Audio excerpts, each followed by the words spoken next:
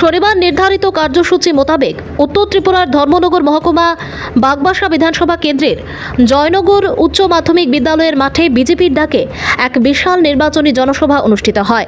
পূর্ব ত্রিপুরা সংরক্ষিত আসনের প্রার্থী কীর্তি সিং দেববর্মা সমর্থনে আয়োজিত এদিনের নির্বাচনী জনসভায় মুখ্য বক্তা হিসেবে উপস্থিত ছিলেন রাজ্যের প্রাক্তন মুখ্যমন্ত্রী তথা বর্তমান রাজ্যসভার সদস্য বিপ্লব কুমার দেব। তৎসঙ্গে সভায় উপস্থিত ছিলেন বাগবাসা বিধানসভা কেন্দ্রের বিধায়ক যাদবলাল দেবনাথ, পানিসাগর বিধানসভা কেন্দ্রের বিধায়ক বিনয় ভূষণ দাস, উত্তর জেলা পরিষদের সভাধিপতি ভবতোষ দাস, উত্তর জেলা বিজেপি দলের সভাপতি কাজল দাস সহ জেলা এবং মণ্ডল স্তরের বিভিন্ন কর্মকর্তারা।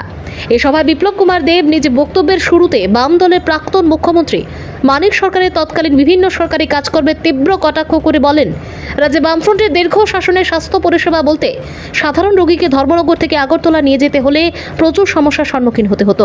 যে কমিউনিস্টরা একটা সময় কংগ্রেসকে বুর্জোয়া বলে সম্বোধন করত, এখন তাদের গলায় গলায় ভাব। এই বয়সে কমিউনিস্টদের প্রকৃত নীতি বিসর্জন দিয়ে জিতেন চৌধুরীর কারণে মানিক সরকারকে যা করতে হয়েছে তা জনমনে হাসির খোরাক হয়ে দাঁড়িয়েছে। কমিউনিস্টদের ব্যাগ ঘাটলে রোজভ্যালির টাকা আর আশিস সাহার ছবি পাওয়া যায়। 1980 সাল থেকে 2005 সাল পর্যন্ত রাজ্যে উপজাতির দাঙ্গার জন্য কমিউনিস্ট এবং কংগ্রেস সমানভাবে দায়ী। ওরা এনএলএফটির মতো দেশ বৈরী সংগঠনগুলোকে দীর্ঘদিন ধরে রসদ জুগিয়েছে। কমিউনিস্টদের কারণে রাজ্যের অনেক ক্ষতি হয়েছে। 2018 সালের প্রথম দিকেও দাম্ভিক বামফ্রন্ট বলেছিল যে এই রাজ্যে 100 বছরেও তাদেরকে কেউ হারাতে পারবে না, কিন্তু কিছুদিনের মধ্যেই ভোটের মাধ্যমে তাদের সেই অহংকারের টুটি চেপে ধরেন রাজ্যের গণদেবতারা।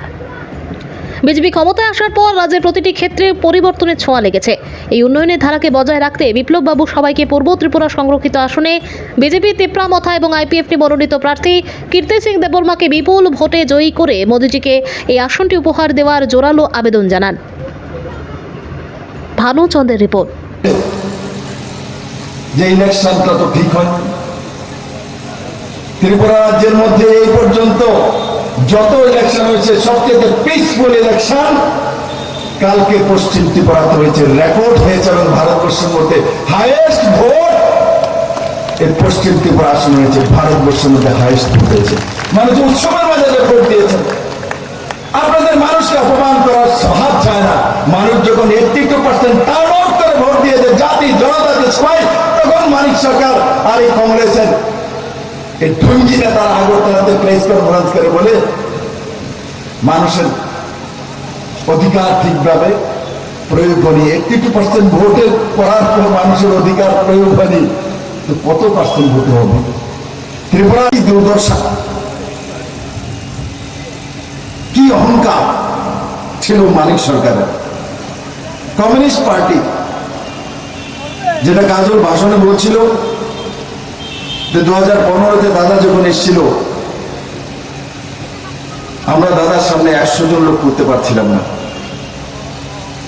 আশিস সাহা কি ব্যাগের মধ্যে রেখেছেন, এগুলো নিয়ে ঘুরতেন।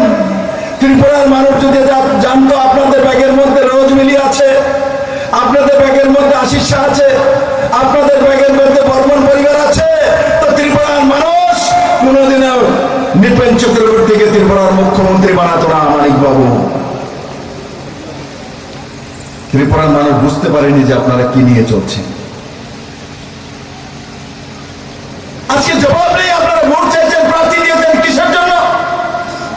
পশ্চিম ত্রিপুরা খুবকে জিতেন চৌধুরী আর মানিক বাবু এরা হাতচিনিতে ভোট দিতে যাচ্ছে। মানিক বাবু তো দিয়ে নিয়েছেন ভোট দিয়ে। কি বলবেন মানুষের সামনে? কি মুখটা দেখাবেন? কি বলেন কি না?